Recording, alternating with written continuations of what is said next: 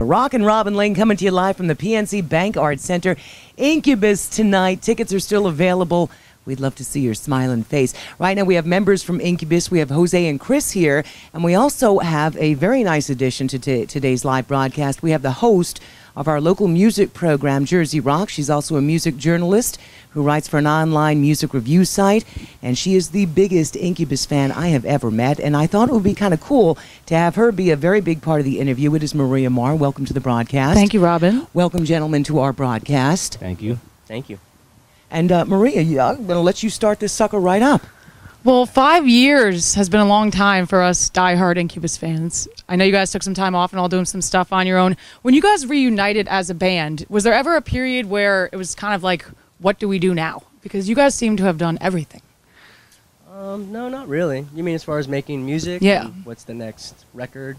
Not really. You know, we've never really sat down and conceptualized any sort of record. When we get together, we're just sort of, you know, we're kind of moving forward and moving fast. So usually starts with, you know, simple ideas from Mike and Brandon, and everyone just sort of throws their stuff on top, and that's kind of how we went for it this time, except that the major difference was we did that in the studio and recorded what we were working on right there and then, as opposed to working on the songs for months at a time. Right. You know, we just did them in the studio, and that was like one of the coolest, most different things we've done as far as recording records.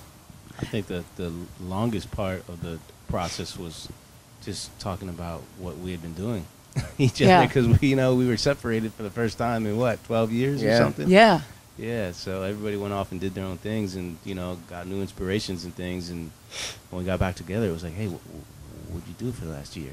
What were you doing? So you guys didn't really talk to each other too much, or occasionally? We do a little bit, but it's one thing when you live in a 45-foot tube together for years and years and years, and then you call each other once every week or something. It's like two drastically different things. Absolutely.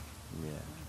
I was just gonna. I want to know, in that 5-year hiatus between records, what was the greatest thing? Well, I don't want to say greatest thing. What thing did you do that had the most impact on your life? Was there something you did during the course of that 5 years in between records? Jose did something great.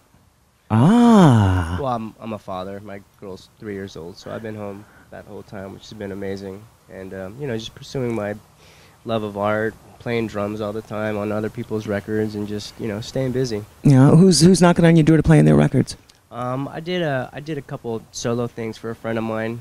His name's Prashant Aswani, and it was just fun doing something different. Yeah. Do you change diapers, by the way? Oh, definitely. Excellent. I love that. Now, I think it's clear to us Incubus fans who have been following you guys forever that you guys exited the comfort zone on this album. I love If Not Now When. I think it's almost like a love letter to your fans. It's very spacious. And how do you guys feel that challenged Incubus listeners at all? Because you guys don't really hear the music in a way that we hear it. Not that I don't know if you would ever want to. That might be a scary thing. But were you ever afraid it was going to challenge the Incubus listeners? It absolutely challenges our listeners. I think that every record we make has done that before, because we don't make the same record over and over again. But this one is really out on the limb, the tree, But we look at it like, what are we, Jose, 7 records in, 7 full-length records in? It's like, they're all going to be different, Maybe the next one's going to be totally heavy, who knows? Yeah, because people kind of said that when Light Grenades came out also, that it was so different for you guys. Yeah, but Yeah, anyone who's followed us throughout the past 20 years, every record's pretty different from the next, so this one naturally would be different as well as the next one. And how is it for you guys hearing songs from Science and Fungus Among Us now? Like, what do you guys think of that? You guys are so different now. It's just, I'm curious how you feel when you hear the music. We are definitely different, and we all have different opinions of that. Me personally, that's kind of part of our past, so the people that come watch us deserve to see that if that's some of their favorite songs, Right. But at the same time, we have a bunch of new ones that are so much more enjoyable to play. Right. So we just kind of, trying to take you on a big journey through the history of Incubus at a rock show. Awesome. Do you have your fans scream out in the audience for newer stuff when you've been on the road for a little bit? Yeah. I mean, it's literally, we have probably 90 songs, so we hear everything from Fungus Among Us to our present record, which is really cool because it excites us to see that people are excited about the new material. You know, because I'm sure we've gained a lot of fans, but I'm sure, you know, there's some fans that probably were turned off, and we probably lost some as well. But so when we come to a show and hear that people want to hear the new material, it's really gratifying. I actually love the new material as it pertains to the set, because it actually adds a whole new dimension to the set and makes it way more interesting to play. You do throw some covers in from time to time. I'm like a YouTube geek. I look for everything on there, and I noticed I found "My Girl" from the Temptations. I saw, I don't know if this was actually done live, but "Summer Nights" from Grease, I think was somewhere on YouTube, and the Police. I know you've incorporated some of the Police music in there, do da da da, Roxanne, and that sort of thing. Are you going to throw anything tonight that's not an Incubus? Possibly. No. We haven't sound checked yet today. The other night at Jones Beach, we did RUN, and in the middle of it, we break into Riders of the Storm from the Doors. It's pretty cool. Awesome. But, you know, we try to keep it fresh every night. Now, you guys are a band that I like to say that I rely on live. And what I mean by that is your sets are always compacted with variety, and you have, like, you won't know, your music is so diverse. How do you compact such new, different styles of music into that same set? You know, that's been the biggest challenge, is writing these set lists. You know, we've sort of come to a place where we have a comfortable sort of skeleton of the set list, and then each night we fill in, we switch out probably 5 or 6 songs. So it is a challenging part, and we're not going to please everyone. I mean, there's so much material, so we just try our best, and we just try to balance it out. But, you know, we try to get a cool ebb and flow to the set, and it just kind of takes time to figure out. So we're a couple weeks in, so I think it's at a point where there's a really good flow to it, and we're getting better at it too. Awesome. I can't wait to see it. Now, do you guys have a favorite song to play live? Yeah, I mean, you know, that if I said yes, it would change, and I The gave you next an day. answer, it would change Yeah. if you asked me 5 minutes from now.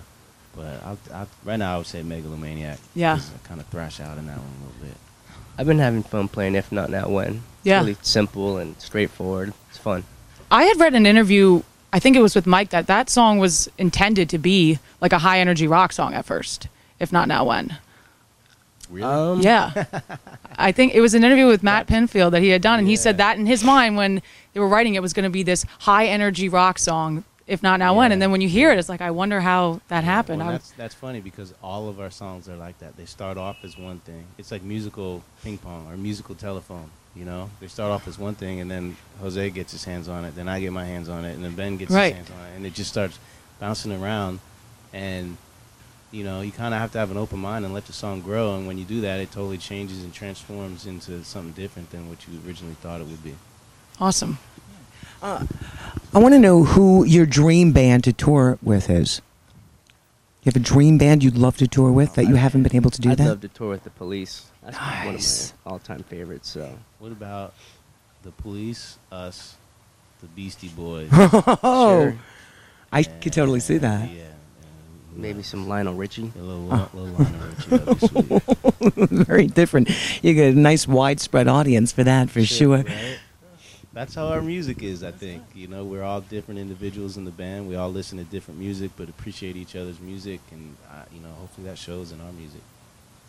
I just have one more question. The album title, If Not Now When, it's a cliche that could be applied to so many different things. When I heard it, it kind of made me reassess my life a little bit and say, oh, well, if not now, when? Like, I felt that I could apply that to my own personal things. Was that the motive of the album title to do that? Or was there a specific occurrence that happened to you guys? You know, the album title is just, you know, it's a track on the record. You know, Right. We've done that a few times, and all the albums, like especially like Morning View, that was a special place for us. I think that title had the same feeling with us as it did with you, you know, and, you know, you kind of come to the realization, it's like, oh, this is the name of the record. Right. You know, light bulb goes off. Boom. Yeah, what you said, I think, kind of it goes throughout. I think everyone can sort of apply that to some facet of their life. Right. You know, I mean, I know I've always procrastinated about certain things, and there's no better time than now to do pretty much anything. So, you know, I think people can catch on to that and relate to it. So it just made sense. I think that's a good thing about Brandon's lyrics, is that he says really profound things Right. in very simple ways that many people can understand, and he has a talent for that. You know? Yeah. He can sing pretty well too. Oh yeah, he can. Well, I appreciate your music so much, guys, and this means so much to me. And thank you to Robin for letting Thank me you. do this. It's really my pleasure because I thought it would be a much more interesting interview. I've interviewed you guys before, twice in the past, and I thought it would be very interesting to have her on because all she talked about ever since I met her was Incubus. She used to intern at your record label, and she told me this crazy story about how she met you. I think it was in an elevator or something like that, and she almost passed out. But I think she Sony at the Sony building. I think I remember that, to be honest with you. Yes, that was me. If you remember, nice to meet do. you again. And she told me she went to the bathroom and she cried. Was that like 7 years ago, 8 years ago? It was in 2006. Yeah, I remember. Yeah. Wow, you did have an impact on their lives. I have one more question for you. So now you are interviewing the band. The album cover, Philippe Petit, Walking the High Wire, is that, what was that all about? Who chose that? Who decided to have that as the album cover? Who chose that? Was that Brandon or Mike? I think Mike had found the picture. Was it? I don't remember, but when we all saw it, it just sort of made sense. Was it You know? about being dangerous or? Well, you know, we had a different album cover to start with, and it was a picture of a wave, and it kind of was really summing up our band and, you know, the whole Surfers LA, Cali thing, and then a tsunami hit Japan. Wow. And we had to rethink that. And, you know, I think we made a smarter decision. I think we found an album cover that actually kind of says, if not when, Oh. you know, if not now, when. Mm-hmm. And, you know, you're walking on a wire. Mm-hmm. Better Mm-hmm. be here now, focused. Yeah. You know? He didn't wait to do anything. That guy. He lived his life for now and today, and that sort of was the feeling we got from that picture. So it Wow, just very made sense. powerful, Yeah. very powerful. Well, Jose and Chris, thank you so much for joining us from Thank you, Robin. Incubus, and of course my special guest interview co-host Maria Marr. Have an excellent time tonight. We're going to be out there rooting you on.